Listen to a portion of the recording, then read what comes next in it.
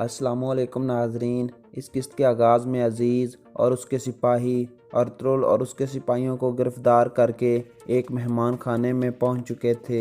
अजीज़ कहता है, यहाँ इंतज़ार करें अर्तुगरुल साहब। अर्तुगरुल कहता है, अजीज़ सुल्तान ने हमें किस लिए गिरफ़्तार कराया है? अजीज़ कहता है, शमसेद्दीन अल्तुन ने सुल्तान को एक ख़त भेजा था। उस ख़त में लिखा है कि आपने गोख्तू को कत्ल कर दिया है। अर्तुगरुल कहता है, मैंने उसे कत्ल किया है, ये बिल्कुल सच है, क्योंकि उसने अहमद को कत्ल करने की कोशिश की थी। सादतीन अहमद को मरवा कर इंतकाम लेना चाहता था। अजीज़ कहता है, अल्तुन ने यह भी लिखा है कि उसके ख्याल में आपने सादतीन को भी मार दिया है और उसके बाद अब आप सुल्तान को मारने जा रहे हो। अर्तुगरुल कहता है, ये बिल्कुल झूठ है और बहतान है। मैंने ना ही अमीर सादतीन को कत्ल किया है और ना ही सुल्तान को कत्ल करने का कोई इरादा है, बल्कि हम तो सुल्तान की जान बचाने के लिए जा रहे थे। उनकी जान शदीद खतरे में है। अगर जल्द हमने कोई हरकत ना की तो उनको कत्ल कर दिया जाएगा। आप हमें गिरफ्तार करके उनके दुश्मनों की मदद कर रहे हैं। अजीज़ कहता है, मेरी जिम्मेदारी सिर्फ इतनी है कि आपको गिरफ्तार करके सुल्तान के सामने पेश करना है। अब आपकी किस्मत का फैसला सुल्तान खुद करेंगे। अर्तुगरुल कहता है, अमीर सादतीन और मापरी खातून सुल्तान को कत्ल करने की कोशिश करेंगे। ये सुनकर अजीज़ हैरान व परेशान हो जाता है और आगे बढ़ते हुए कहता है, आप जानते हो क्या कह रहे हो अर्तुगरुल साहब? अर्तुगरुल कहता है, मैं जो कह रहा हूँ सच कह रहा हूँ। फिर अजीज़ अपने सिपाहियों से कहता है, दरवाजे बंद कर दो। इसके बाद अजीज़ और बाकी सारे सिपाही बाहर चले जाते हैं। उनके जाने के बाद अर्तुगरुल अहमद से कहता है, अल्तुन ने सुल्तान की तरफ जो झूठा खत लिखा है, इस बात से ये वाज़े लगता है कि वो हमें सुल्तान के सामने जाने से रोकना चाहते हैं। हमें अपने आप को आज़ाद करना होगा अहमद। फिर अहमद अर्तुगरुल की रस्सी अपने दांतों से खोलने लगता है। दूसरी तरफ बामसी कैराचैसर किले के कैद खाने में नमाज अदा कर रहा था। नमाज के बाद बामसी दुआ मांगता है, या अल्लाह मेरे बच्चे और मेरी बीवी और हमारी मदद फरमा, उनको जल्द सेहत अता फरमा, आमीन। दूसरी तरफ इब्नुल अरबी हफ्जा का इलाज कर रहे थे और साथ साथ दुआ मांग रहे थे। मारिया कैराचैसर किले में हकीम हरतुग के पास आकर कहती है, हरतुग साहब, मैं आपके लिए खाना लाई हूँ। हकीम हरतुग कहता है, मुझे भूख नहीं है। मारिया कहती है, आप अपने आप को सज़ा दे रहे हैं, आपने सुबह से कुछ नहीं खाया। हकीम हरतुग कहता है, हम बहुत सी मुश्किलात से गुजरे हैं, लेकिन ऐसा पहली मर्तबा हुआ है। तुर्गुत और बामसी एक दूसरे के साथ भाइयों की तरह थे। मुझे समझ नहीं लग रही कि ऐसा किस तरह हो गया है। तुर्गुत अल्लाह को प्यारा हो चुका है, जबकि बामसी कैद खाने में है। इसी दौरान एक सिपाही अंदर दाखिल होता है। हकीम हरतुग उसे कहता है, अब हमने एहतियाती तदाबीर ले ली हैं। आप काई कबीले जाओ और हेमा खातून को इस वाक़े के बारे में बता दो। कल हम तुर्गुत के जनाजे को लेकर कबीले जाएंगे। इसके बाद सुबह हो जाती है। एक सिपाही वहां पहुंचता है जहां महापरी और सादतीन के सिपाही इंतज़ार कर रहे थे। वो सिपाही उन सिपाहियों के कमांडर से कहता है, अर्तुगरुल और उसके सिपाही मेहमान खाने में हैं और उनके हाथ बंधे हुए हैं। ये सुनकर कमांडर कहता है, बहुत अच्छे, अब तो हमारा काम और भी आसान हो जाएगा। वो उस मेहमान खाने से कभी भी नहीं निकल सकेंगे। इसके बाद वो सब घोड़ों पर सवार होकर वहां से चल पड़ते हैं। दूसरी तरफ एंगलोस और तीतन हानली बाजार के करीब पहुंच चुके थे। तीतन कहता है, कुछ आदमी मेरे साथ जाएंगे और बाकी कुछ यहाँ रुककर उनके लिए जाल बिछाएंगे। फिर तीतन एंगलोस से कहता है, जब हम हमला कर देंगे तो तुम भी अपने सिपाहियों को लेकर वहाँ पहुँच जाना। इसके बाद तीतन घोड़ा गाड़ी में छुप करके से कुछ सिपाहियों के साथ वहां से रवाना हो जाता है। बाकी सिपाही एंगलोस के साथ एक तरफ छुप जाते हैं। दूसरी तरफ काई कबीले में इब्नुल अरबी हिफ्जा के खेमे से बाहर आते हैं और हेमा खातून को बताते हैं, मैंने जो करना था वो कर दिया और बाकी सब कुछ अल्लाह के हाथ में है। आप दुआ करें, इंशाअल्लाह वो सेहत याब हो जाएगी। यह कहकर इब्नुल अरबी वहाँ से चले जाते हैं। इतने में एक सिपाही अंदर आकर कहता है, मुझे अर्तुग साहब ने भेजा है हेमा वालदा, एक बहुत ही अहम मामला है। दूसरी तरफ तीतन की घोड़ा गाड़ी हानली बाजार में पहुंच चुकी थी। तीतन छुप करके से सब कुछ देख रहा था और दिल ही दिल में कह रहा था, वो किले को बचाते बचाते हानली बाजार की हिफाजत करना भूल गए हैं। इसके बाद फौरन वो बाहर निकल आते हैं और हमला कर देते हैं।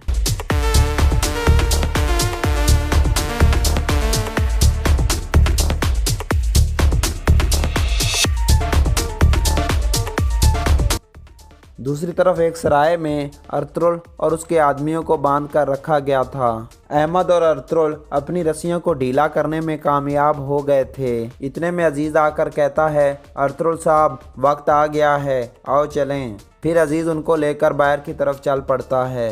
इतने में महापरी का कमांडर और सिपाही अंदर दाखिल होते हैं। उनका कमांडर कहता है, अजीज, अपनी तलवार नीचे फेंक दो। अजीज कहता है, ऐसा करने की तुम्हारी जुर्रत कैसे हुई? तुम लोग किसके कुत्ते हो?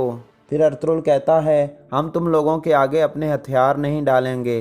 अजीज कहता है, अर्तुगरुल साहब, आप एक दफ़ा फिर सही साबित हो गए हैं। इसके बाद लड़ाई शुरू हो जाती है।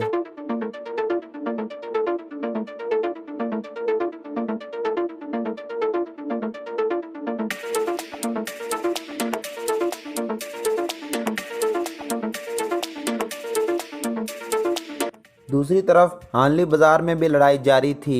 तीतन जोर जोर से कह रहा था, ये एक जाल है, इन तीर अंदाजों से अपने आप को बचाओ।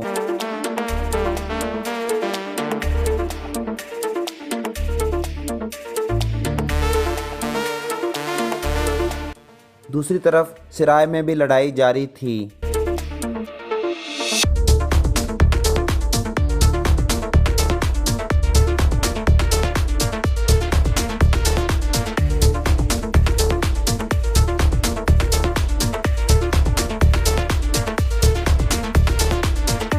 इस तरह उनके सारे सिपाही मारे जाते हैं, जबकि अहमद काफ़ी ज़्यादा ज़ख्मी हो चुका था।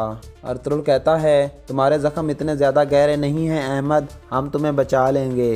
अहमद कहता है, मेरा मरने का वक्त आ गया है सरदार, मेरे लिए मायूस बिल्कुल भी मत होना। अहमद कहता है, मेरे लिए ये खुशकिस्मत मौत है। मैंने अपने उस दोस्त के लिए जान दी है जिसने मुझे दोबारा ज़िंदा किया था। इतने में उनके साथी सिपाही भी वहाँ पहुँच जाते हैं। अहमद कहता है, अर्तुगरुल साहब, अब जाओ और सुल्तान को बचा लो। अर्तुगरुल कहता है, मैं तुम्हें इस हाल में छोड़कर नहीं जाऊंगा अहमद।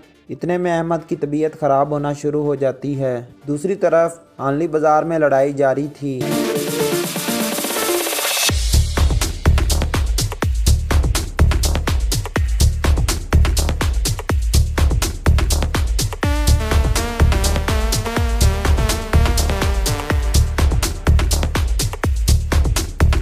लड़ाई के दौरान तीतन और उसके आदमी तीरों से बचते बचते महल में दाखिल हो जाते हैं। दूसरी तरफ एंगलोस अपने सिपाहियों के साथ बाहर इंतज़ार कर रहा था। फिर वो अपने सिपाहियों को हुक्म देता है, चलो चलें, हमारी खूनी दावत शुरू हो चुकी है। फिर वो उठकर हानली बाज़ार की तरफ चल पड़ते हैं। इसी दौरान हकीम अर्तुग अपने सिपाही लेकर उनके सामने आ जाता है और लड़ाई शुरू हो जाती है।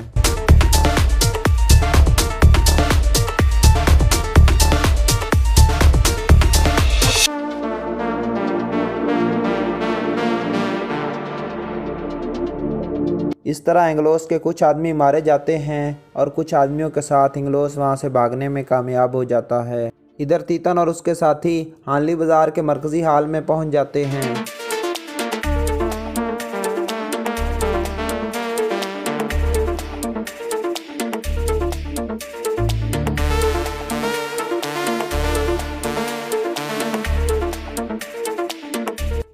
इस तरह बामसी, तुर्गुत और बाकी सिपाही बाहर निकल आते हैं। फिर तुर्गुत तीतन से कहता है, तुम बच्चों और औरतों को अगवा करने की कीमत चुकाओगे तीतन? बामसी कहता है, गलीज इंसान, अब भागने का कोई रास्ता नहीं है तुम्हारे लिए, अब सिर्फ हिसाब चुकाने का वक्त आ गया है। तीतन कहता है, तो ये सब जाल था? बामसी कहता है, असल खूनी खेल अब शुरू होगा। इसके बाद लड़ाई शुरू हो जाती है।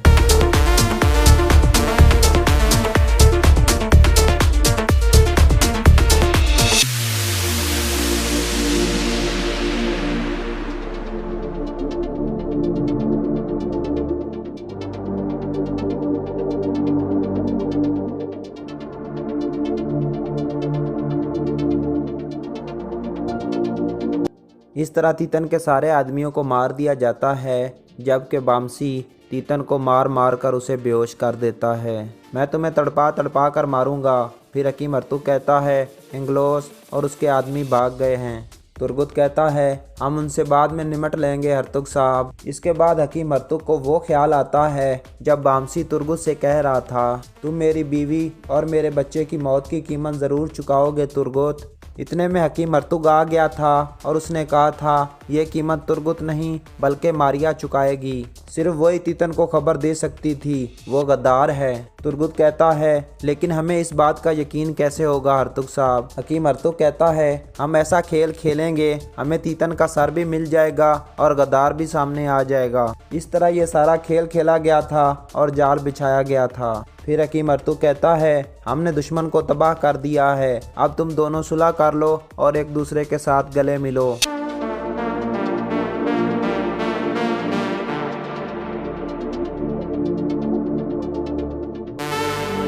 دوسری طرف مہمان خانے میں احمد زخمی حالت میں پڑا ہوا تھا جبکہ عبد الرحمن اس کے لیے دوائی تیار کر رہا تھا۔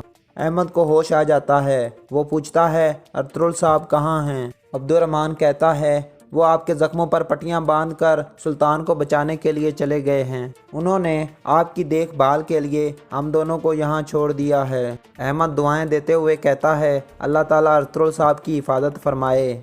دوسری طرف سلطان کا باورچی نصیر الدین جنگل میں ایک جگہ پر موجود تھا۔ اتنے میں سعادتین بھی وہاں آ جاتا ہے اور اسے کہتا ہے میں نے تمہیں سلطان کے پاس جوتے صاف کرنے کے لیے نہیں بھیجا تھا بلکہ تمہیں ایک اعلیٰ مقام پر پہنچانے کے لیے بھیجا تھا اور اب وہ وقت آ گیا ہے۔ نصیر الدین کہتا ہے میں اس بات سے بہت زیادہ خوف زدہ ہوں امیر حضرت۔ سعادتین کہتا ہے تم بالکل بھی پریشان مت ہو، آج رات تمہاری ساری پریشانیاں ختم ہو جائیں گی۔ نصیر الدین سعادتین سے ایک پوٹلی لے لیتا ہے، پھر کہتا ہے سلطان آج غیاث الدین کے ساتھ شکار پر گئے ہیں۔ سعادتین کہتا ہے بہت اچھے، سلطان جب اپنے پسندیدہ پرندوں کا شکار کر کے کھا رہے ہوں گے تو وہ اس دنیا سے رخصت ہو جائیں گے، آخر ایک عہد پورا ہو جائے گا۔ جب یہ کام کر لو تو مجھے آگاہ کر دینا، ہم دوبارہ یہیں ملیں گے، پھر میں تمہارے حق کے مطابق تمہیں ایک چیز دوں گا۔ کیا تمہیں میری بات سمجھ آ گئی؟ نصیر الدین ڈرتے ڈرتے کہتا ہے جی حضور مجھے سمجھ آ گئی، سلطان آج رات اپنے عہد کو پہنچ جائیں گے۔ پھر نصیر الدین وہاں سے اجازت لے کر چلا جاتا ہے اور یہاں اس قسط کا اختتام ہو جاتا ہے۔ لاشیں چوراہوں میں لٹکا دی گئیں۔ یہ 668 عیسوی کی ایک گرم صبح تھی۔ مصر کے بازاروں میں کاروبار زندگی شروع ہو چکا تھا۔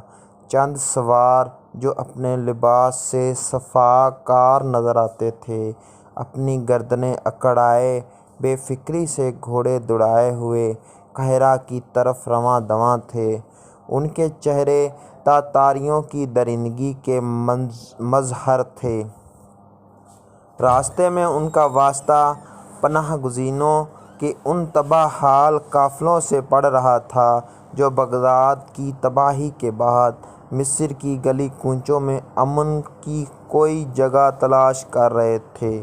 جوں ہی ان کی نظر پناہ گزینوں کی کسی قافلے پر پڑتی، ان کے چہرے خوشی سے یوں چمک اٹھتے جیسے درندے اپنے شکار کو زندگی اور موت کی کشمکش میں دیکھ کر خوش ہوتے ہیں۔ ان پناہ گزینوں نے تاتاریوں کی درندگی کے مظاہرے اپنی آنکھوں سے دیکھے تھے، اس لیے وہ تاتاریوں سے خوف زدہ تھے۔ ان کی آمد کی خبر سن کر ان کی زبان سے یہی لفظ نکلتے تھے تاتاری آ گئے، تاتاری آ گئے۔ تاتاری سفیروں کی آمد کا مطلب تباہی و بربادی، حالانکہ یہ وہی مصر تھا جس نے صلاح الدین ایوبی کی قیادت میں یورپ کے عیسائی افواج کو ذلت سے دوچار کیا تھا۔ اسی مصر نے چند سال قبل 7ویں صلیبی جنگ میں شاہ فرانس کو عبرت ناک شکست دی تھی، لیکن آج مصری مسلمان بھی اس فتنے کی قوت سے لرز رہے تھے جس نے دریائے جیجوں سے فرات تک عالم اسلام کی اینٹ سے اینٹ بجا دی تھی۔ یہ فتنہ تاتار تھا جو چنگیز خان کی صورت میں نمودار ہوا، اب ہلاکو کی صورت میں مسلمانوں کے لیے مستقل خطرہ بن چکا تھا۔ تاتاری سفارت بھی ہلاکو کی بھیجی ہوئی تھی۔ تاتاری سفیر اس وقت مصر کے بادشاہ ملک مظفر الدین کی دربار میں کھڑے تھے۔ ان کا اندازہ ایسے تھا جیسے مصر ان کی جاگیر اور ملک مظفر ان کا غلام ہے، ملک مظفر ان کا غلام ہے۔ انہوں نے گستاخانہ انداز میں اپنے آقا ہلاکو خان کو خط ملک مظفر کے سامنے پھینک دیا۔ خط میں لکھا تھا، یہ اس کا فرمان ہے جو ساری دنیا کا آقا ہے، ہماری اطاعت قبول کر لو، تمہیں امن سے زندہ رہنے دیا جائے گا۔ اگر تم نے ہماری بات نہ مانی، جو تم کو پیش آئے گا وہ بلند و بالا آسمان والے کے سوا کوئی نہیں جانتا۔ چند لمحے بعد سلطان نہایت نرم لہجے میں ایلچیوں سے مخاطب ہوا، ہلاکو کا ہم نے کچھ نہیں بگاڑا، اسے ہم پر حملہ کرنے سے باز رہنا چاہیے۔ سلطان کے جواب سے تاتاریوں کے بگڑے ہوئے چہرے مزید بگڑ گئے۔ وہ نہایت بد تہذیبی سے بولے، تم نہایت خود سر اور ضدی حکمران ہو، تم ہم سے واقف نہیں، ورنہ انکار نہ کرتے۔ ایلچیوں کا لہجہ سلطان کی برداشت سے باہر تھا۔ تم ایلچی ہو اور ایلچی ہی رہو، اپنا لہجہ درست رکھو اور ہمیں سبق نہ پڑھاؤ۔ سلطان کی آواز میں غصہ تھا۔ سلطان کی بات سن کر تاتاری ایلچی غصے میں چلانے لگے، تم ہماری بات نہیں مانو گے، ہماری طاقت اور شجاعت کے افسانے شاید تم نے نہیں سنے۔ ایلچیوں کے گستاخانہ جواب سن کر مصر کے کئی امراء کا پیمانہ لبریز ہو چکا تھا۔ خاموش! پہلی صف میں بیٹھے ایک نوجوان امیر کی آواز سے دربار لرز اٹھا، اس کی تلوار میان سے باہر آ چکی تھی۔ اگر مجھے سلطان کا لحاظ نہ ہوتا تو اللہ کی قسم میں تمہاری گردنیں تمہارے دھڑ سے الگ کر دیتا۔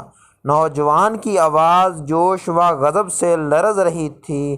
سلطان معظم، ان کا رویہ سفارتی آداب کے منافی ہے۔ شاید کونے اپنے سپاہیوں کو نہتے انسانوں کے قتل کے سوا کچھ نہیں سکھایا، ورنہ یہ اس طرح یہاں چلا نہ رہے ہوتے۔ مجھے اجازت دیں ان کے سر کاٹ کر لاشیں قاہرہ کے چوراہوں میں لٹکا دوں، تاکہ آئندہ ہلاکو اپنے سفیروں کو مصر بھیجتے وقت سفارتی آداب ضرور سکھائے۔ یہ امیر جس کی تلوار بھرے دربار میں میان سے باہر آ گئی تھی اور جس نے تاتاریوں کی لاشوں کو عبرت کا نشان بنا کر مصر کے چوراہوں پر لٹکا دیتا تھا، مصری عوام کے لیے ناواقف نہیں تھا۔ ابھی چند سال قبل منصورہ کے درمیان میں لڑی جانے والی 7ویں صلیبی جنگ میں اس نوجوان کی حیرت انگیز حربی چالوں سے عیسائی لشکر کو عبرتناک شکست ہوئی تھی۔ منصورہ کا یہ مرد میدان جس کا بچپن غلاموں کی منڈیوں میں بکتے ہوئے گزرا، اہل مصر کے دھڑکنوں میں بستا تھا۔ لوگ اسے امیر رکن الدین بیبرس کے نام سے جانتے تھے۔ ذہانت ہو تو ایسی! وہ آدمی قاضی کی عدالت میں کھڑے تھے۔ 2 آدمی قاضی کی عدالت میں کھڑے تھے۔ ان میں سے ایک نے دعویٰ کیا کہ میں نے اپنے ساتھی کو مال بطور امانت دیا تھا۔ جب میں نے مطالبہ کیا تو اس نے دینے سے انکار کر دیا۔ قاضی نے مدعی علیہ سے امانت کے متعلق پوچھا تو اس نے کہا، میں نے مال لیا ہی نہیں، یہ جھوٹ بول کر مجھے بدنام کر رہا ہے۔ اس کے پاس کوئی دلیل ہے تو پیش کرے، ورنہ میں قسم دینے کے لیے تیار ہوں۔ قاضی نے مدعی سے پوچھا، یہاں سے کچھ فاصلے پر ایک درخت ہے، ہم نے پہلے اس کے سائے میں بیٹھ کر کھانا کھایا اور پھر میں نے اپنا مال اس کے سپرد کیا۔ قاضی نے کہا، تم ابھی وہاں جاؤ، شاید تمہارا مال وہیں کہیں پڑا ہو، اسی جگہ کا جائزہ لے کر سیدھا میرے پاس آنا۔ وہ شخص چلا گیا۔ قاضی نے دوبارہ پوچھا، اپنی ساتھی کی واپسی تک میرے پاس بیٹھے رہو۔ وہ چپ سادہ کر وہاں بیٹھا رہا۔ چپ چاپ وہاں بیٹھا رہا۔ قاضی دیگر مقدمات نمٹانے میں مصروف ہو گیا۔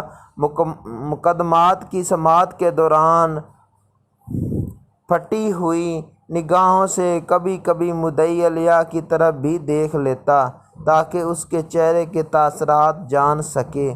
وہ شخص بالکل آرام و سکون سے بیٹھا تھا۔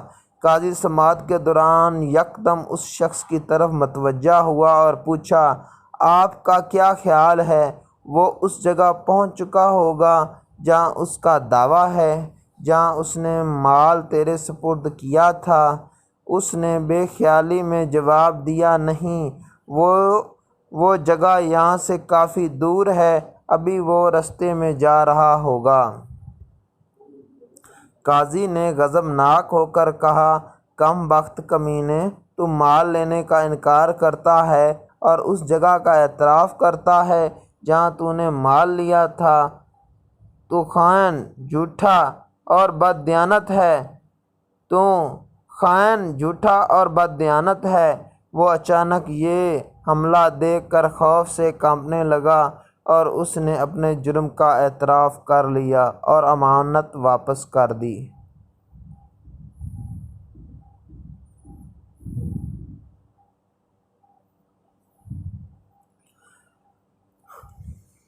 بادشاہ کا ہاتھ کاٹ دو۔ سلطان مراد ترکستان کا بادشاہ اور اسلامی دنیا کا حکمران تھا۔ عیسائیوں کی بڑی حکومتیں بھی اس کے نام سے کانپتی تھیں۔ یوں تو ہر مسلمان حکمران کو عمارتیں بنوانے کا شوق رہا ہے، لیکن سلطان مراد مسجدوں کی تعمیر سے بہت دلچسپی رکھتا تھا۔ ایک دفعہ اس نے اپنے دل میں ایک مسجد کا نقشہ بنایا۔ یہ مسجد اس کے خیال کا حسین مرکہ تھی۔ اس دور میں ایک انجینئر کو بلا کر نقشہ دکھایا اور مسجد کی تعمیر پر لگا دیا۔ وقت گزرتا گیا، مسجد آہستہ آہستہ بنتی رہی اور لاکھوں اشرفیاں خرچ ہو گئیں۔ آخر مسجد مکمل ہو گئی، جو فی الواقع ایک اچھی عبادت گاہ تھی۔ انجینئر بڑے دعوے کے ساتھ بادشاہ کے حضور حاضر ہوا اور عرض کی کہ حضور، مسجد تیار ہے، ملاحظہ فرمائیے۔ بادشاہ نئی مسجد دیکھنے کے لیے گیا۔ مسجد کو ہر طرف سے دیکھا، اوپر سے، نیچے سے، شمال جنوب سے، مگر اتفاق دیکھنے کی اچھی عمارت اپنے تقاضے کے لیے بادشاہ کی پسند کی منتظر ہے، مگر بادشاہ ہے کہ اسے یہ عمارت قطعاً پسند نہیں آئی۔ وہ اپنے آپ کو سنبھالنے کی کوشش کرنے لگا۔ آخر جب نہ سنبھل سکا تو حکم دیا کہ انجینئر کا ایک ہاتھ کاٹ دیا جائے۔ یہ حکم ملنا تھا کہ جلاد نے فوراً ہاتھ کاٹ دیا۔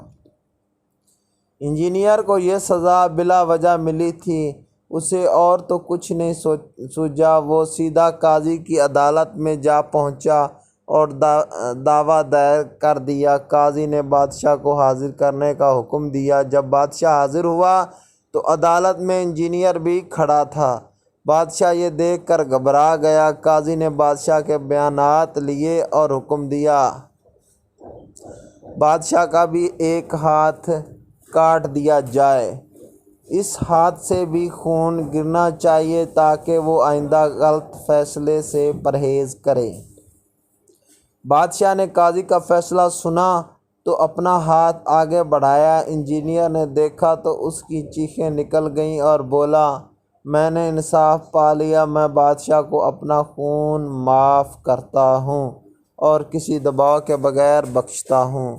اتنا سننا تھا کہ بادشاہ کی جان میں جان آ گئی اور اس نے انجینئر کو بہت ساز و سامان دے کر رخصت کیا اور اللہ کا شکر ادا کیا کہ قاضی اسلامی احکام کے اعلان میں اس قدر دلیر ہے کہ بادشاہ کو بھی مجرم قرار دے دیتے ہیں۔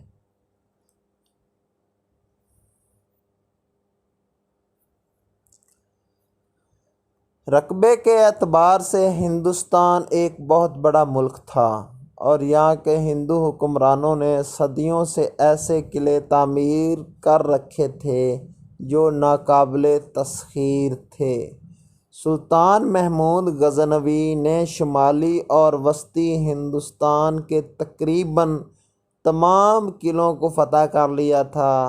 آخری بڑا حملہ سلطان محمود غزنوی نے 1024 عیسوی کو سومناتھ پر کیا۔ سومناتھ کا قلعہ نہایت مضبوط اور مستحکم تھا۔ اس کے 3 طرف دریا اور ایک جانب گہری خندق تھی۔ اس قلعے کو فتح کرنا انتہائی دشوار تھا۔ اس کے اطراف میں راجپوتوں کی 27 ریاستیں تھیں جو سب کی سب سومناتھ کے محافظ تھیں۔ سلطان محمود غزنوی نے کی فوجیں ملتان کے راستے سومناتھ پر حملہ آور ہوئیں۔ وہ اپنے لشکر میں 3000 مجاہدین اور 20,000 بارادری اونٹوں کا اضافہ کر کے غزنی سے نکلا اور 15 رمضان کو ملتان پہنچ گیا۔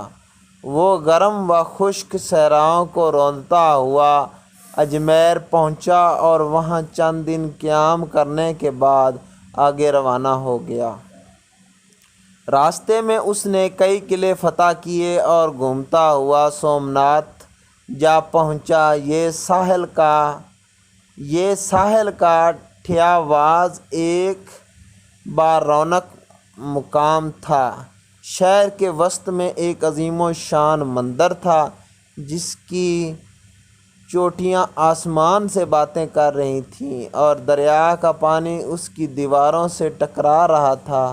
اسلامی لشکر کے قریب پہنچتے ہی ہزاروں پجاری قلعے کی بلند و بالا دیوار پر آ کر کھڑے ہو گئے اور پکار کر کہنے لگے، ہمارا معبود اس لیے تمہیں یہاں لایا ہے کہ سب کو ایک دم ہلاک کر دے۔ تم نے جس طرح ہندوستان کے بتوں کے سر اور پاؤں توڑے، اسی طرح تمہارے سر اور پاؤں توڑے جائیں گے۔ سلطان نے ان کے طعن و تشنیع کا کوئی خیال نہ کیا اور فوج کو پڑاؤ کا حکم دے دیا۔ دوسرے روز صبح ہوتے ہی لشکر اسلام نے فصیل کے محافظوں پر تیروں کی بارش برسا دی۔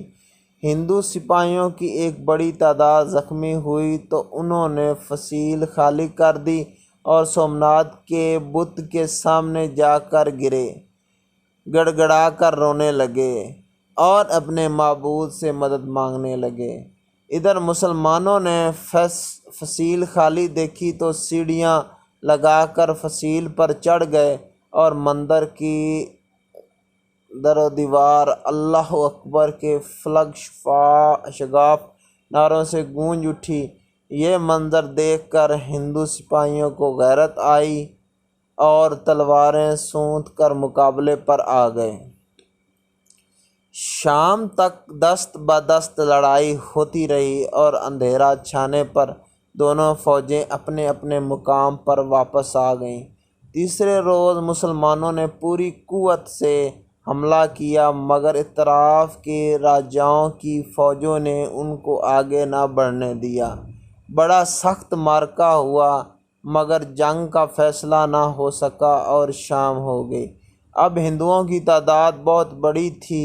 چوتھے روز انہوں نے قلعے سے نکل کر اسلامی لشکر پر حملہ کر دیا اور مسلمانوں کو گھیرے میں لینے کی کوشش کی، لیکن سلطان محمود غزنوی کی جنگی تدبیروں سے وہ اپنے مقصد میں کامیاب نہ ہو سکے۔ جنگ اپنی عروج پر تھی۔ ہندو سر دھڑ کی بازی لگا رہے تھے۔ پجاری اشلوک اور منتر پڑھ پڑھ کر مسلمانوں کو للکار رہے تھے۔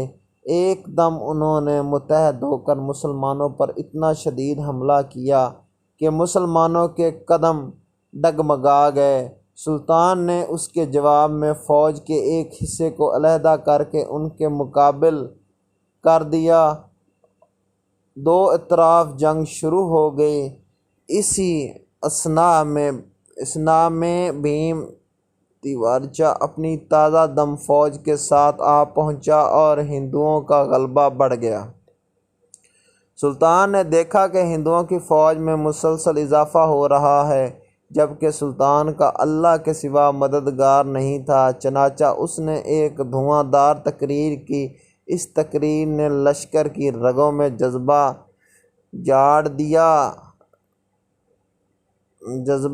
جہاد دوڑا دیا اور چند ہی لمحات میں اسلامی لشکر کے مجاہدین شیروں کی طرح بپھر کر جھپٹے اور پلک جھپکتے ہی انہوں نے ہندوؤں کی لاشوں کے انبار لگا دیے۔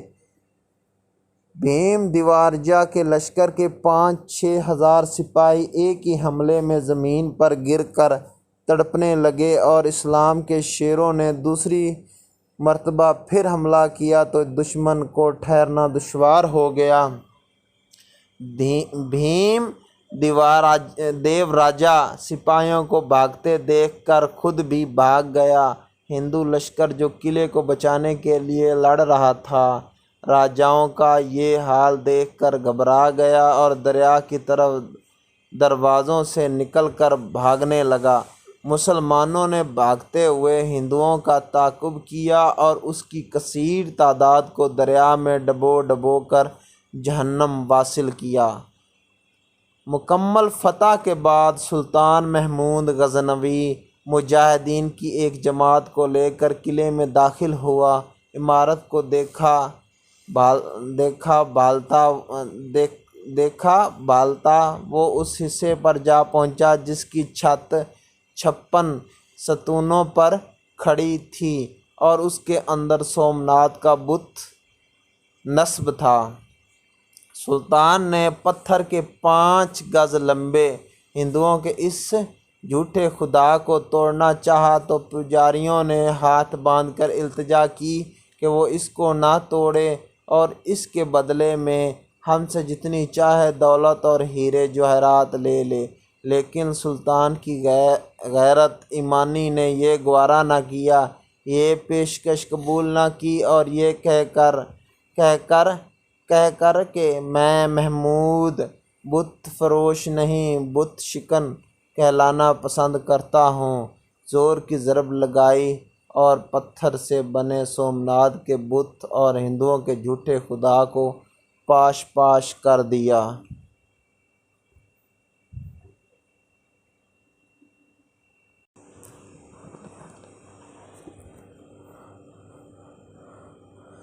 وہ بکریوں کا چرواہا حبشی نسل سے تعلق رکھتا تھا، رنگت بالکل سیاہ اور چہرہ بد شکل۔ اس کے پاس سے بدبو کے بھبھوکے اٹھتے تھے۔ سارا دن یہودیوں کی بکریاں چرایا کرتا تھا، اپنی دنیا میں مگن۔ بکریاں چرانے کے علاوہ اسے دنیا کی کسی اور چیز سے غرض نہیں تھی۔ ایک دن بیٹھا ہوا تھا کہ یہودی جنگی تیاریوں کے بارے میں باتیں کرتے ہوئے پاس سے گزرتے ہیں۔ آج اچانک اس کے دل میں احساس جاگتا ہے کہ یہ یہود کس سے لڑائی کی تیاری کر رہے ہیں۔ میں بھی معلوم کروں کہ وہ کون سی طاقت ہے جو یہودیوں کے مقابلے پر آ رہی ہے۔ وہ یہودیوں کے پاس گیا اور ان سے پوچھا، یہ جنگ کس کے ساتھ کرنے والے ہو؟ وہ بولے، ہماری جنگ اس شخص کے ساتھ ہوگی جو نبوت کا دعویٰ کرتا ہے۔ اس کے دل نے خواہش کی کہ میں اس شخص کو دیکھوں۔ وہ اٹھا اور لوگوں سے پوچھتا ہوا رحمت للعالمین کے پاس آیا اور کہنے لگا، آپ مجھے بتائیں کہ آپ کس چیز کی دعوت دیتے ہیں؟ اللہ کے پیارے نبی صلی اللہ علیہ وآلہ وسلم نے بتایا، میری دعوت توحید کی دعوت ہے۔ اللہ کے سوا کسی کی عبادت نہ کرو، اس کے ساتھ شریک نہ ٹھہراؤ اور مجھے اللہ کا رسول مانو، اور یہ کہ میں اللہ کی وحی سے اس کے احکام لوگوں کو پہنچاتا ہوں۔ اس نے کہا کہ اگر میں ایک اللہ پر ایمان لے آؤں اور آپ کو اللہ کا سچا نبی مان لوں تو کیا ہوگا؟ آپ صلی اللہ علیہ وآلہ وسلم نے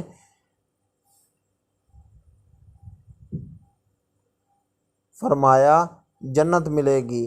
وہ بہت حیران ہوا اور کہنے لگا، اے اللہ کے پیارے نبی صلی اللہ علیہ وسلم، میرا رنگ سیاہ ہے، چہرہ بد شکل ہے، میرے بدن سے بدبو آتی ہے،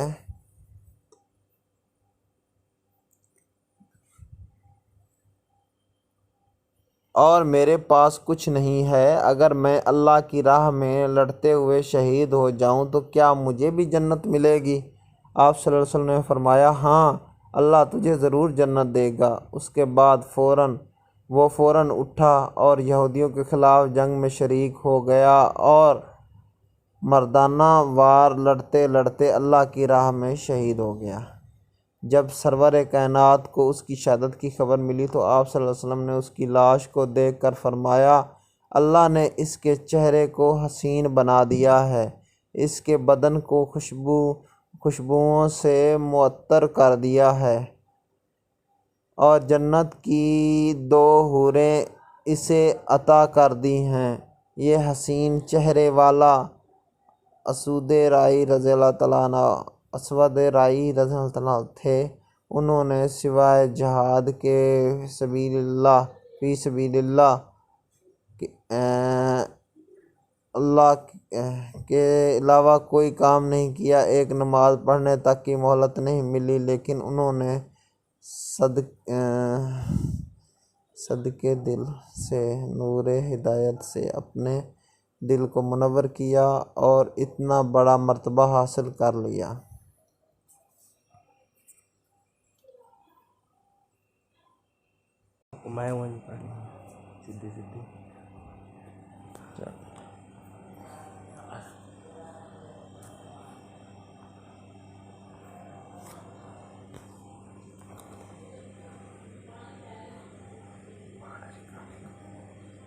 بول بھائی، ریکارڈنگ ہو گئے۔ 1 منٹ کھو جائے تو ریکارڈنگ روک اللہ میں 1 منٹ میں۔ چلاک سفیر کی ذہانت۔ مسلمان اجنا دین کا محاصرہ کیے ہوئے تھے۔ محاصرہ دن بدن لمبا ہوتا جا رہا تھا، ایلچیوں کا تبادلہ ہوتا رہا، صلح کی بات بنتی مگر بگڑ کر ٹوٹ جاتی۔ سیدنا عمر بن عاص رضی اللہ تعالیٰ عنہ مسلمانوں کے سپہ سالار تھے اور اس کیفیت کو توڑنا چاہتے تھے۔ ایک دفعہ گفتگو شروع ہوئی تو خود سفیر بن کر رومی سپہ سالار سے ملنے چلے گئے۔ وہ بھی بڑا چلاک آدمی تھا۔ اس نے باتوں ہی باتوں میں اندازہ کیا کہ جو سفیر بن کر آیا ہے یہ کوئی عام مسلمان نہیں لگتا، بلکہ یہ مسلمانوں کا سپہ سالار ہے جو خود سفیر بن کر آیا ہے۔ اس نے اپنے ایک آدمی سے خفیہ زبان میں کچھ کہا۔ عمر بن عاص رضی اللہ تعالیٰ عنہ سمجھ گئے کہ یہ مجھے قتل کرنے کا ارادہ رکھتا ہے اور جان بچانے کی ترغیب سوچنے لگے۔ تھوڑی دیر اس نے باتیں کرنے کے بعد بولے، تم نے جو صلح کی شرائط پیش کی ہیں وہ مناسب معلوم ہوتی ہیں۔ ہمارے خلیفہ نے تم سے گفتگو کرنے کے لیے 10 آدمی مقرر کیے ہیں۔ کل میں ان کے ساتھ تمہارے پاس آ جاؤں گا اور ہم بیٹھ کر صلح کی تمام شرطیں طے کر لیں گے۔ رومی سپہ سالار نے سوچا، دشمن کی 1 کے بجائے 10 آدمی ہاتھ آ رہے ہیں، بہتر ہے کہ آج کے بجائے کل ان کے قتل کا منصوبہ بنایا جائے۔ اس نے اپنے اسی آدمی کو دوبارہ کچھ کہا اور دروازے کے پیچھے کھڑے آدمی کو جو عمر بن عاص رضی اللہ تعالیٰ عنہ کو قتل کرنے والا تھا ہٹا دیا اور مسلمانوں کے سفیر عمر بن عاص رضی اللہ تعالیٰ عنہ کو بڑے اتفاق سے رخصت کیا۔ سیدنا عمر بن عاص رضی اللہ تعالیٰ عنہ واپس آئے تو عہد کیا کہ آئندہ کبھی دشمن کا بھروسہ نہیں کریں گے۔ دوسرے دن رومی سپہ سالار کو حقیقت کا علم ہوا تو وہ بہت پچھتایا اور بولا، یہ شخص تو مجھ سے بھی زیادہ چالاک نکلا۔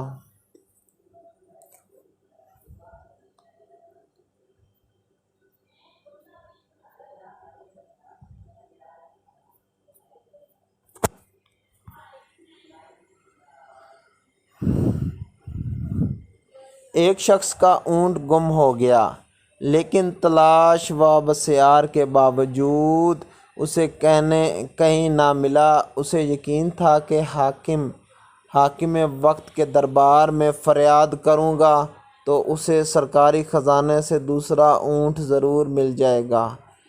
دارالحکومت اس کے علاقے سے کافی دور تھا، پھر بھی وہ کسی نہ کسی طرح خلیفہ کی رہائش تک پہنچنے میں کامیاب ہو گیا۔ وہاں کوئی دربان تو نہ تھا، البتہ ایک نوجوان نے مسافر کا استقبال کیا اور اسے بتایا کہ خلیفۃ المسلمین سرکاری کام سے کہیں گئے ہوئے ہیں، کچھ ہی دیر میں واپس آ جائیں گے، تب تک کے لیے آپ اس حجرے میں تشریف رکھیں، میں آپ کے لیے کھانا تیار کرتا ہوں۔ جب تک کھانا تیار ہو کر آیا، مسافر نے دیکھا کہ ایک شخص مکان سے متصل مسجد میں آ کر بیٹھا اور اپنے توشے سے خشک روٹی نکال کر اسے پانی میں بھگو کر کھا رہا ہے۔ نوجوان نے مسافر کے سامنے کھانا پیش کر کے اسے کھانے کی درخواست کی۔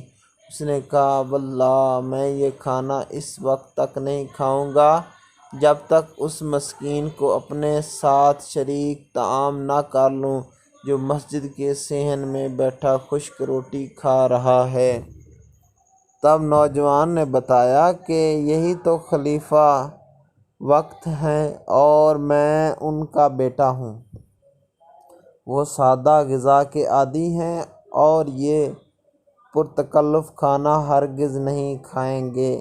اتنی بڑی سلطنت کے مالک کی یہ سادگی دیکھ کر مسافر حیران رہ گیا اور سرکاری خزانے سے اپنے گمشدہ اونٹ کی جگہ دوسرا اونٹ لے کر وہ امیر المومنین کو دعائیں دیتا ہوا اپنی بستی کی جانب لوٹ گیا۔ ایک مرتبہ اسی خلیفہ کی زرہ ایک یہودی کے ہاتھ لگ گئی۔ خلیفہ نے قاضی کو شہر کی عدالت میں دعویٰ دائر کر دیا۔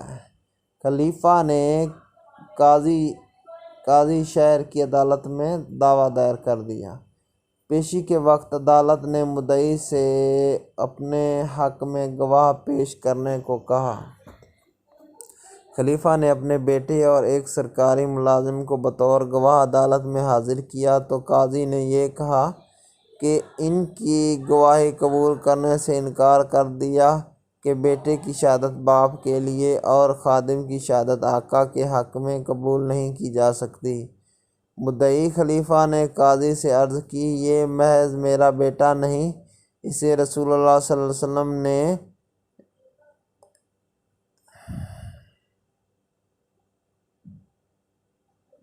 جوانان جنت کے سرداروں میں شمار کیا ہے۔ قاضی نے جواب دیا، مقدمہ زمین پر ہے اور آپ جنت کی باتیں کر رہے ہیں، اپنے دعوے کے ثبوت میں کوئی اور گواہ لائیے۔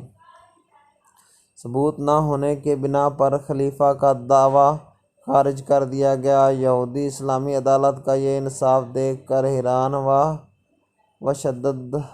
شددر رہ گیا۔ باہر نکل کر اس نے خلیفہ وقت سے معافی مانگی۔